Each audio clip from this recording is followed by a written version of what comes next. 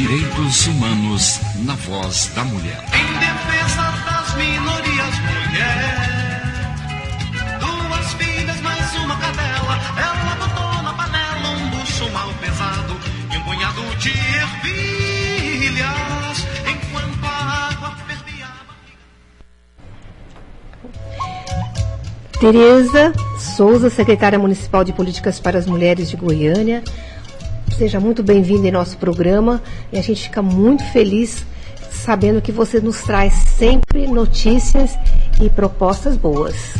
Boa tarde, Divina, boa tarde, Ivone, boa tarde a todas e todos os ouvintes aqui da Rádio Universitária. Um abraço para o Gilberto que está aí na técnica. Para a gente é sempre importante estar em rádios, principalmente, que tem essa celeridade para atingir o público em Goiânia e em Goiás, Divina. Isso mesmo.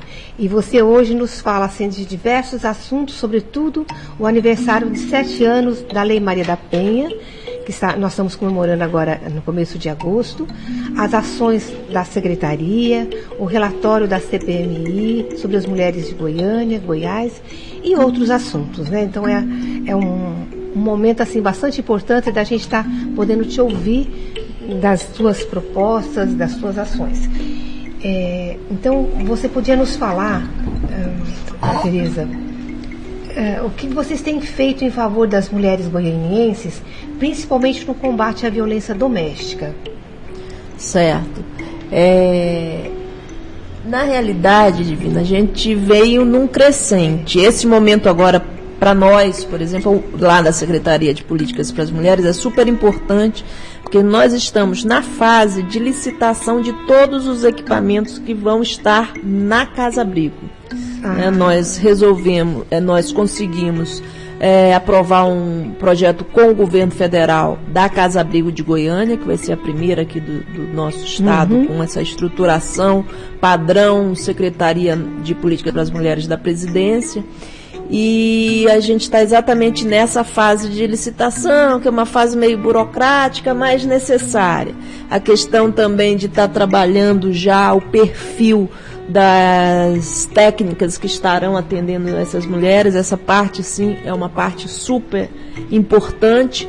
E paralelo a isso, a gente também apresentou um projeto que tem a ver com a questão do trabalho, mas só o fizemos porque a gente sabe que dentro da perspectiva da gente ter essa mulher que vai para Casa Abrigo, que sofre violência, depois de algum tempo tê-la na rua, se empoderando não só psicologicamente, mas também em termos econômicos, a gente está também já na fase de estruturação, compra de equipamentos, enfim, fase final de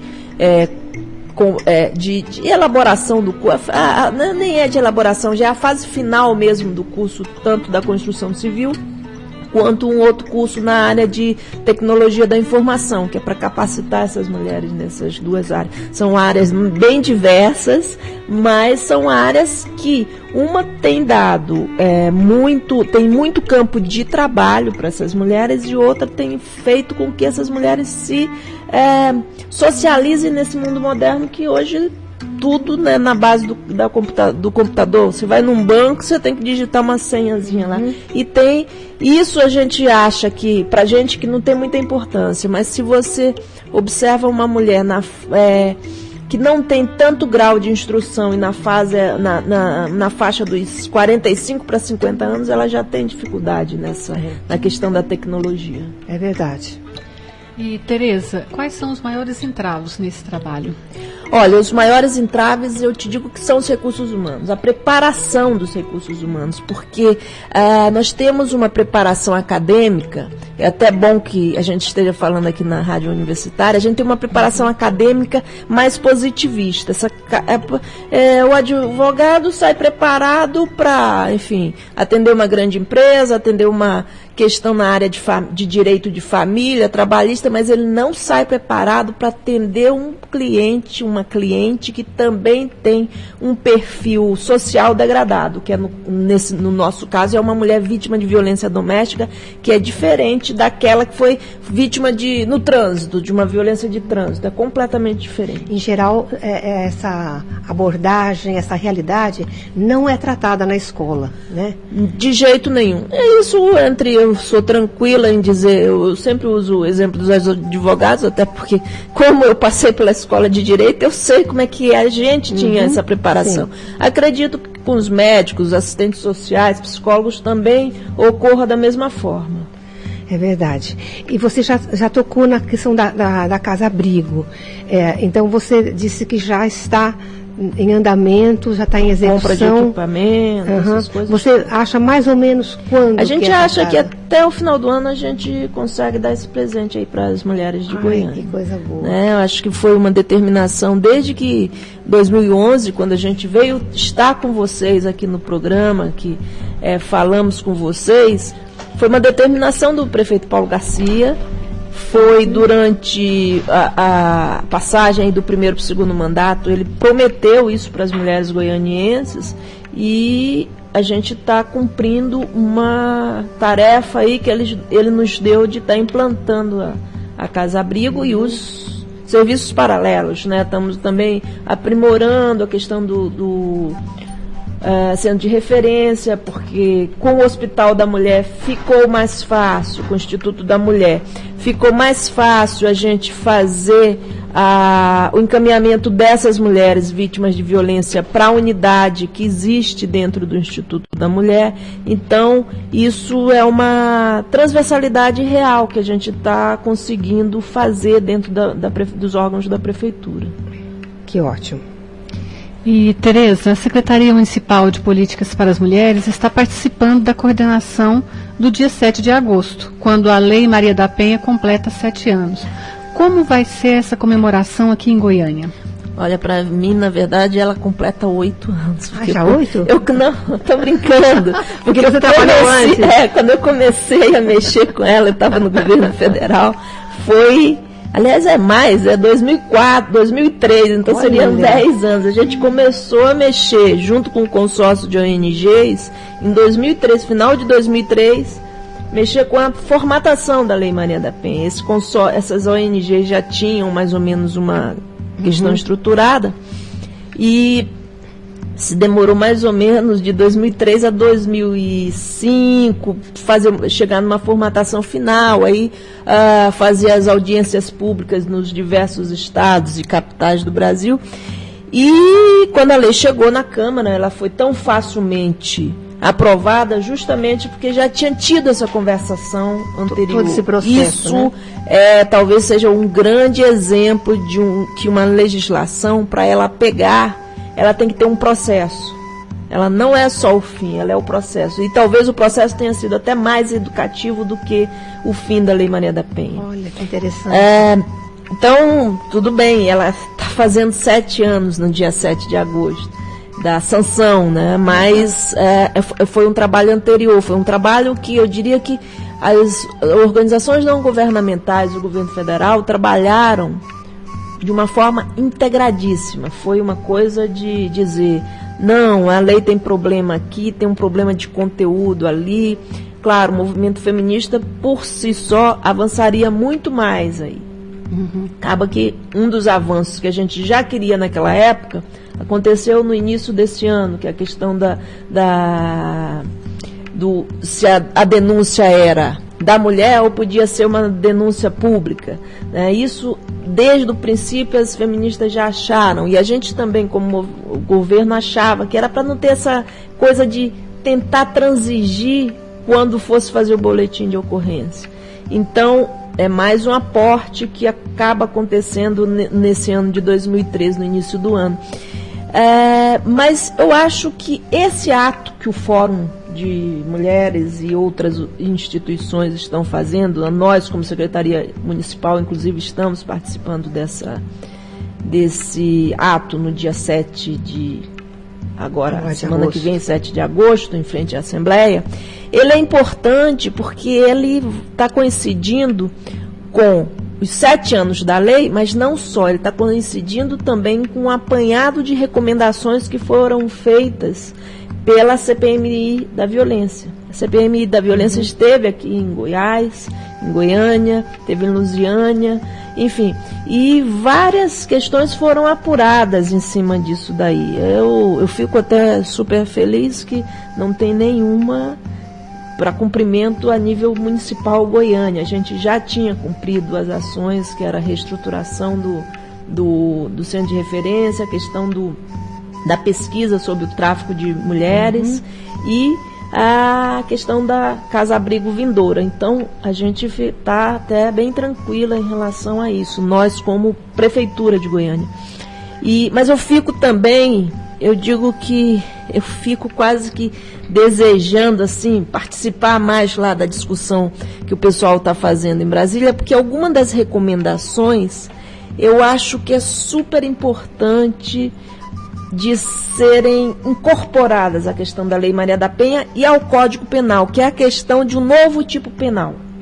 Isso seria fundamental para agregar essa questão mais nessa questão do enfrentamento à violência contra a mulher, que é o tipo penal do feminicídio, que seria uma agressão a uma mulher só pelo fato dela ser mulher.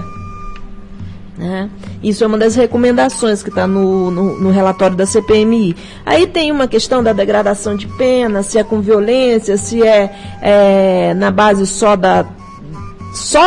na base da discriminação psicológica. Então tem várias questões que se enredam aí. Eu acho que essa talvez a gente não tenha, as pessoas ainda não tenham, ficam se prendendo na coisa mais física, não tem casa-abrigo aqui, não tem centro de referência regional ali, não sei o quê. Mas eu acho que essa questão de fundo talvez seja mais importante do que todo o resto. E claro, a aplicabilidade correta da lei. Porque quando eu comecei falando de recursos humanos, eu acho que a capacitação dos gestores da área de direito, aí vai o equipamento policial, os próprios advogados, juízes, isso é fundamental. Porque sem isso, a Lei Maria da Penha vai ter sempre um fosso ali no meio entre o que é real e o que está se dando no cumprimento à lei. E quais os maiores avanços que aconteceram durante esse tempo? Você já tem dito aí, né? Mas os desafios também que a gente ainda tem. Os desafios, eu acho que começar a discutir esses novos tipos penais são um desafio.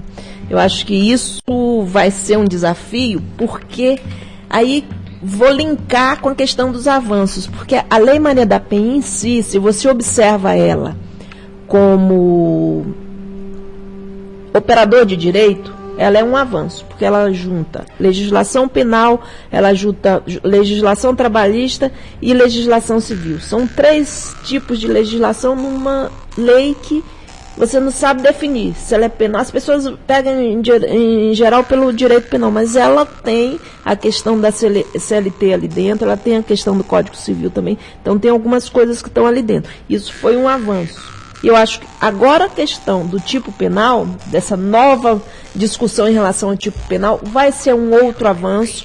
Acho que o poder, agora, a mudança do tipo de crime, de ser uma ação, não ser mais uma ação privada, ser uma ação penal pública, isso é importante. E isso obriga com que os operadores de direito também se reciclem.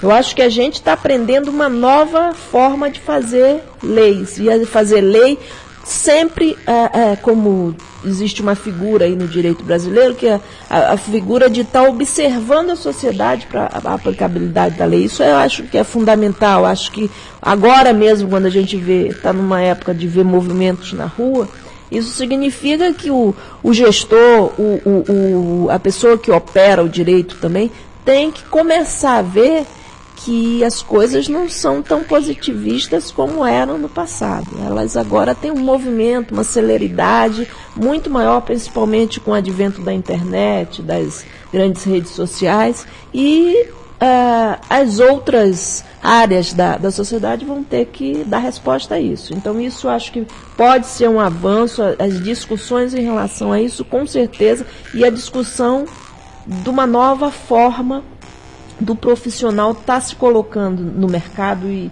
no atendimento às mulheres. Muito As bom. mulheres são sempre vanguarda. Eu acho que aí elas são novamente uma vanguarda. É verdade, Tereza. A gente sente que nós estamos sempre buscando irmos além, né? Há poucas semanas, nós recebemos o relatório da CPMI, que é a Comissão Parlamentar Mista de Inquérito, que você também já citou, que investigou a situação das mulheres e a violência contra elas.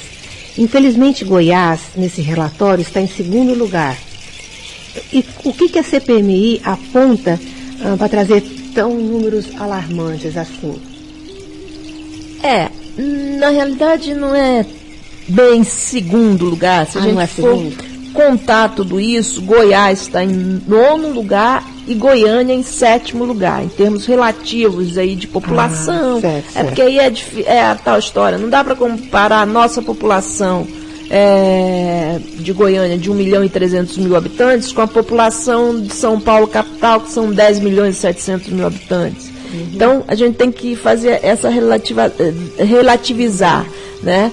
Mas eu acho que aqui a gente tem algumas coisas que passam pela mudança cultural. Eu estou convencida, outro dia conversando com uma pessoa da área de cultura, eu disse, olha, para mim, mudança de cultura e educação são fundamentais para que a gente dê um salto de qualidade todas as discriminações. Aí eu coloco a discriminação contra a mulher, contra os negros, contra os homossexuais, os deficientes físicos, enfim, porque a sociedade estava acostumada até então com aquela pessoa padrão, uma pessoa que não tinha defeito físico, que era o padrão branco, masculino, era um homem branco, né?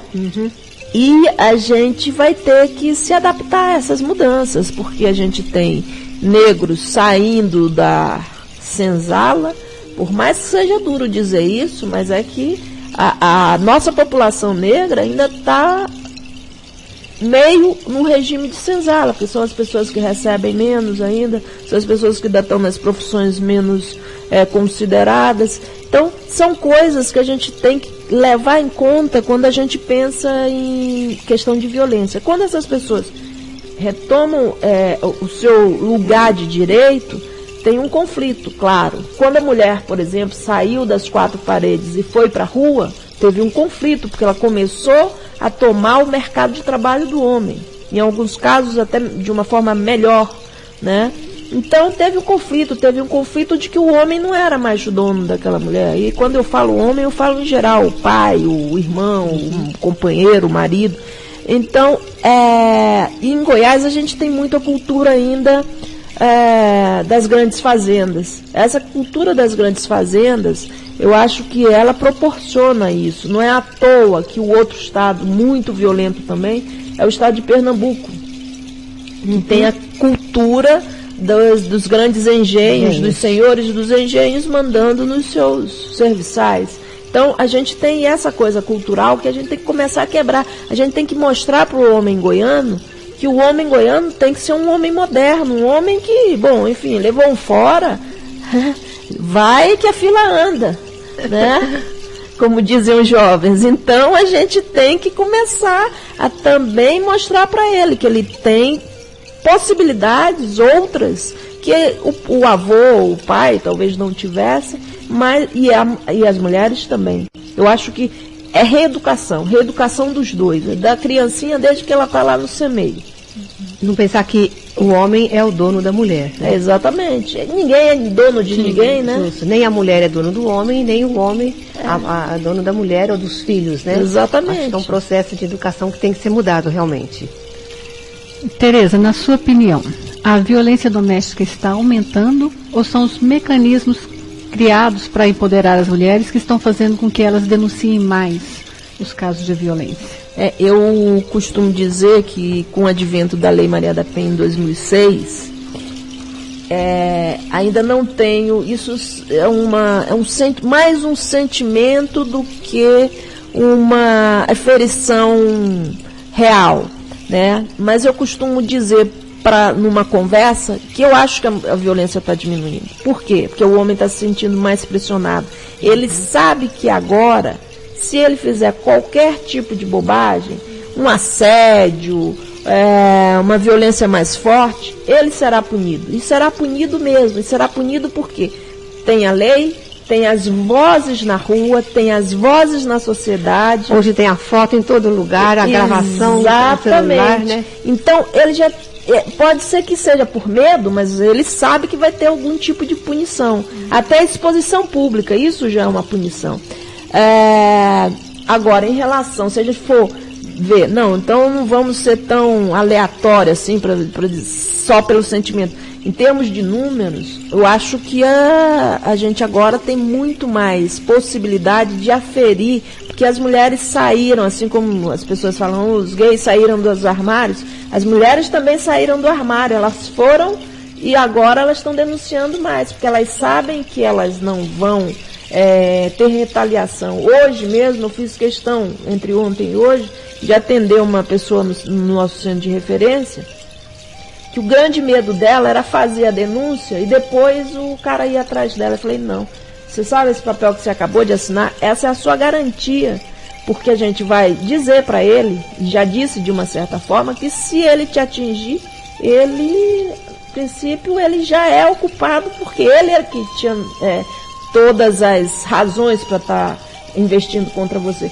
Então, esse tipo de coisa é até educativo para as outras mulheres. Eu disse para ela, olha, você na verdade não está se salvando só você está salvando milhões de mulheres que vivem essa sua situação e não tem coragem de fazer a denúncia. Olha, é muito bom a gente ouvir todo esse esclarecimento para termos maiores mudanças, né? E a Secretaria da Mulher, ela atua assim, no atendimento das mulheres vítimas de violência. Você estava falando próximo à Casa Abrigo, mas no centro de referência você já tem atendimento. Sim, já temos atendimento. A gente não parou. Quando a gente reestruturou em 2011, a gente tem atendido, a gente tem uma média de... depende um pouco. Por exemplo, um mês de julho é um mês atípico. Aí se a gente junta tudo, a gente vai ter uma queda no número. Mas em geral são de 50 a 60 mulheres por mês. Olha, bastante. Né? Mas se a gente fizer uma média, dá um pouco menos, dá umas 30, porque o mês de julho não aparece ninguém.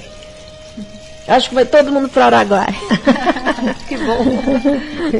Não tem briga nenhuma, não tem problema nenhum, né? Elas ficam longe. Mas assim, para as pessoas que isso reforça, por exemplo, Divina, que não é o álcool que fazem os homens baterem nas mulheres. Porque eu não conheço o Araguaia, mas eu acho que no Araguaia também eles ficam tomando algumas cervejas por lá e não acontece.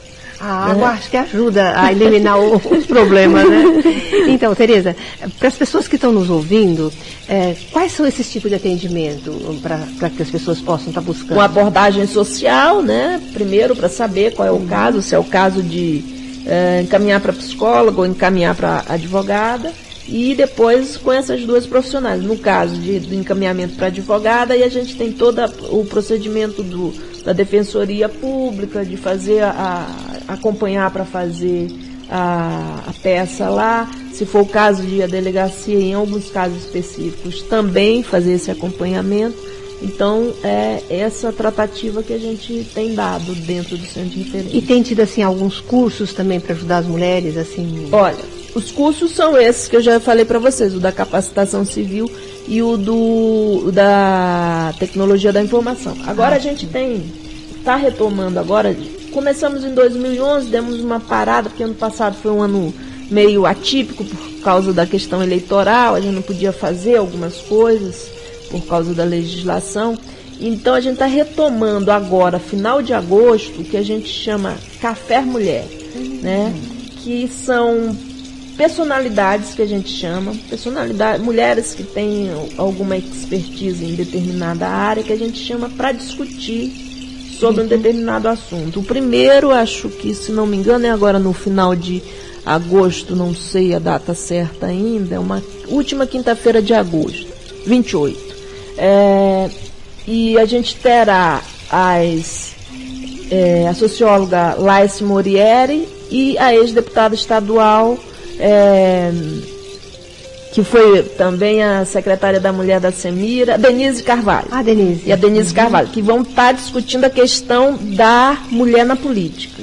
Né? Legal. Como essa. E a gente vai sempre ter duas pessoas para ter uma leitura diferente de uma e de outra.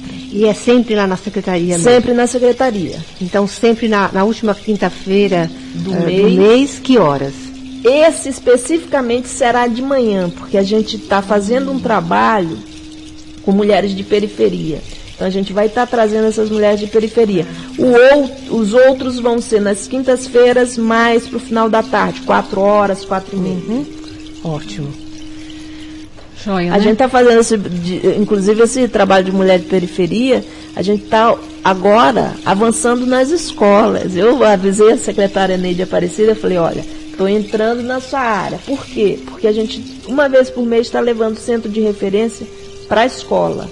Porque a gente verificou com uma das diretoras, que é nossa parceira, lá do Instituto da Escola Bom Jesus no Novo Mundo, que tem muitas mães vítimas de violência, que às vezes chega para levar a criança, está toda machucada e aí, enfim, o que fazer? E não procura, né? Não procura. Que bom, né, esse trabalho. E, Tereza, nosso tempo já está chegando ao final e nós vamos deixar esse espaço para você fazer as considerações finais e reiterar o convite, né, para o dia 7 de agosto, falar onde que vai acontecer o evento de comemoração do aniversário da Lei Maria da Penha. E também a própria secretaria, onde fica tudo. Tá. A nossa secretaria funciona ali no setor aeroporto, o centro de referência Cora Coralina também, setor aeroporto, Rua 16A, de segunda a sexta, de 8 às 18 horas. Nós temos esse atendimento e vamos começar os cursos, as inscrições para o curso. Quando a gente começa a inscrição para o curso, a gente vai inclusive pedir um tempinho aqui para estar fazendo isso no ar. No dia 7, todas as mulheres que estiverem nos ouvindo, e eu sempre digo os homens de boa vontade também, estejam conosco em frente à Assembleia, no saguão, em frente à Assembleia Legislativa, a partir das 8h30, teremos falas, teremos atos, teremos uma dança sagrada, né, para chamar a atenção para não só para os 7 anos em si da Lei Maria da Penha, mas também para essas recomendações da CPMI e para fazer com que Goiânia seja de verdade uma cidade com qualidade de vida, principalmente para as mulheres. Olha, Tereza, a gente te agradece muito e sempre que você quiser, seja por telefone ou ao vivo aqui conosco, o nosso programa está assim, realmente aberto e para que a gente possa ter essa intercomunicação daquilo que se realiza, daquilo que se busca e interfere, enfim, a gente fica muito feliz de ter você como secretária, de ter todo o grupo atuando nessa área, então a gente agradece muito. Eu é que agradeço, Divina, a você, a Geralda, a Ivone, ao Gilberto e todos os ouvintes que nos deixaram entrar nas suas casas.